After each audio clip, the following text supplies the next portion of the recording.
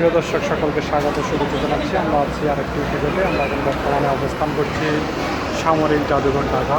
আমরা সেখানকার বিভিন্ন তথ্য আপনাদের মাঝে উপস্থাপন করার চেষ্টা করব।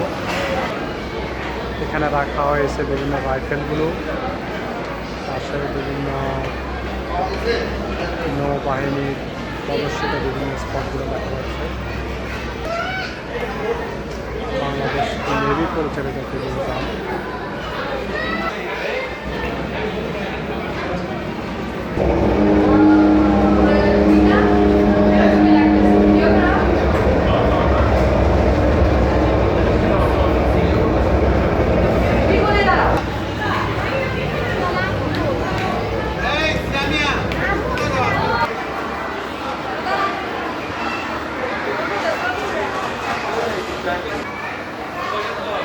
যে জাহাজের পাখাটি গোল্ডেন কালার, হচ্ছে জাহাজ নির্মাণ এবং রক্ষণাবেক্ষণ।